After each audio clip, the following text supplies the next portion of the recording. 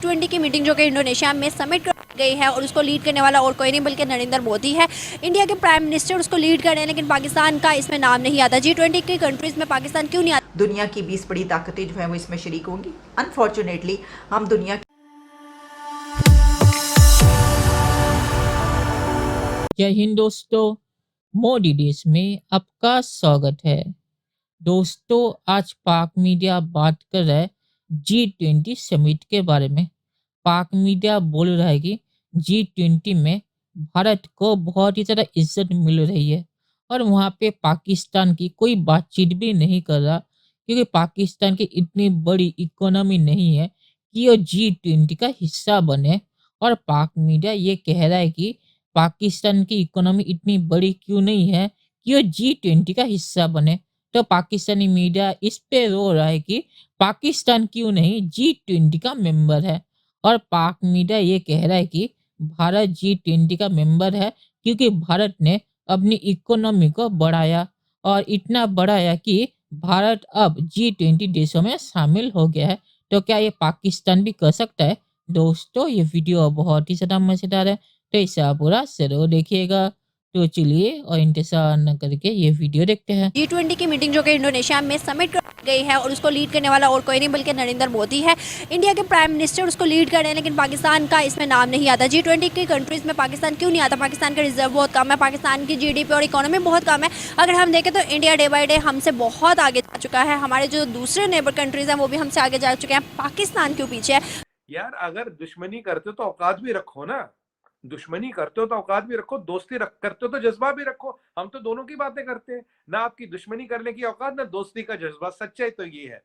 अब फिर पहुंच गए अंकल सैम के पास नमस्ते करने। और चीमा साहब, हमारा जो दुश्मन है जो हमारा दोस्त है, दो है।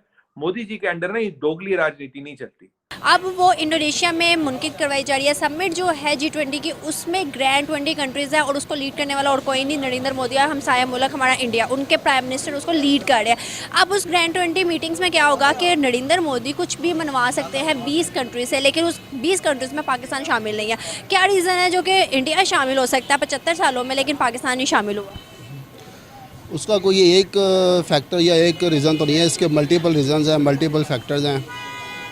सबसे बड़ा जो मैं समझता हूँ मेरी नज़र में वो पॉलिटिकल इंस्टेबिलिटी है और इसके अलावा इकोनॉमिक इंस्टेबिलिटी है। पाकिस्तान की जो एलीट क्लास है उसका इशू ये है कि उसकी जो प्रेफरेंसेस और हैं, सेल्फ फोकस नहीं है, मुल्क को लेके सीरियस नहीं है और उनकी जो भी पॉलिसीज़ होती हैं वो ख़ुद को प्रोटेक्ट करने के लिए, अपनी पर्सनल ग्रोथ के लिए, अपने आने वाली नस्लों की ग्रोथ के लिए, मुल्क के जो गरीब अवाम है उनकी ग्रोथ के लिए कोई पॉलिसीज़ नहीं है, कोई स्ट्रक्चर नहीं है। कंपैरिजन भी कर लें इंडिया के साथ, मैं एक छोटी सी आपको मिसाल दूंगा कि इंडिया की जो पॉलिटिकल सिस्टम है उसमें सिस्टम ये है कि अगर कोई भी इंडस्ट्री ने आगे वहाँ पे काम करना है तो उनको वहाँ पे सेटअप लगाना पड़ता है, मैन्युफैक्चरिंग करनी पड़ती है, टेक्नोलॉजी शिफ्ट करना पड़ता है। पाकिस्तान में मसला ये है कि पाकिस्तान में यहाँ पे ऑटोमोटिव इंडस्ट्री को ले लें, यहाँ पे सिर्फ असम्बलिंग हो रही है। जापान से, कोरिया से, चाइना से सिर्फ चीज़ें आती हैं बनी बनाई, यहाँ पे असम्बल होती हैं और सेल हो जाती हैं और वही पैसे जो होते हैं वो सारे बाहर चले जाते हैं।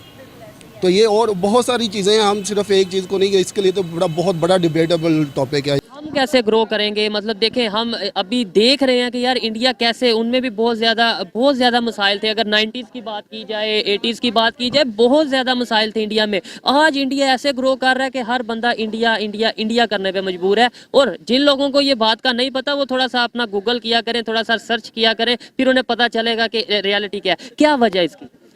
इसमें जो मुझे वजह नज़र आती है वो हमारी लीडरशिप का इशू है कि एक्चुअली लीडरशिप में कोई वामल आ जाते हैं जो हमारी कामयाबी नहीं चाह रहे, या जिसे कहते हैं कि उनकी अपनी वो ख्वाहिशें आ जाती हैं बीच में।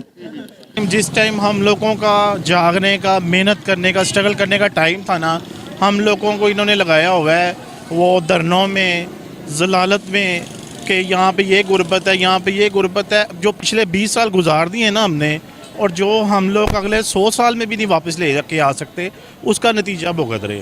पिछले 20-25 साल में हर मुल्क ऊपर गया है। इंडिया की कोई हैसियत नहीं थी, वो भी ऊपर गया है। उसकी रीज़न ही इतनी है कि हर मुल्क ने तरक्की की है, हम लोग को नहीं तरक्की कर सकते। पाकिस्तान वही मुल्क है जो कर्जे देता था, आज वही मुल्क है जो कर्जों पे जी रहा है। अगर हम देखें तो IMF जैसे को कहा है कि नहीं भाई अब आपके लिए हमारे पास कोई पैसा नहीं है। हम जब अपने हुक्मरानों से सुनते हैं जी सीरी वो अपना सीरिंग जो है वो मुल्क आके हमसे एडवाइस लेता था या कर्जे हमने दिए उनको, तो यकीन माने हम लोग देखते हैं यार ये वाकई ऐसा होता था। काश वो वक्त हमारे हुक्मरानों ने संभाला होता तो आज हम लोग भी किसी काबिलियत किसी मुकाम पे बैठे होते। बाली में होने वाली G20 समिट की साइडलाइंस मीटिंग में एक बड़ी अहम मीटिंग होगी और वो मीटिंग होगी प्रेसिडेंट शी और प्रेसिडेंट बाइडन के बीच। क्या पाकिस्तान का तस्करा भी होगा? पाकिस्तान का भी उसके अंदर जिक्र आएगा, क्योंकि पाकिस्तान चाइना का बड़ा अहम फ्रेंड, बहुत ही अहम एक दोस्त समझा जाता है। और वहीं अमेरिका से भी हमारे जो अलायंस है, हमारा जो अमेरिका अलाय है, उसके ऊपर भी बड़ी बात की जाती है। तो इस सिचुएशन में क्या पाकिस्तान का जिक्र आएगा? मैं नहीं समझती कि पाकिस्तान के हवाले से कोई ऐसी बात वहाँ पर होगी, क्योंकि Pakistan is out of this meeting. Pakistan तो इस मीटिंग का हिस्सा नहीं है। दुनिया की 20 बड़ी ताकतें जो हैं वो इसमें शरीक होंगी। अनफॉर्चुनेटली हम दुनिया की 20 बड़ी ताकतों में शुमार नहीं होते। आने वाले दिनों में भी नज़र नहीं आ रहा, लेकिन अगर हम अपनी ऐसी कोई पॉलिसीज़ बनाएंगे और अपनी तरक्की की तरफ बढ़ेंगे, ये जो कुछ चल रहा है इस वक्त मुल्क के अंदर वो छोड़ के, तो शायद कभी आने वाले वक्त में हमें ऐसा भी वक्त देखने को मिल जाए। चलिए दोस्तों, इस वीडियो पे बात करते हैं।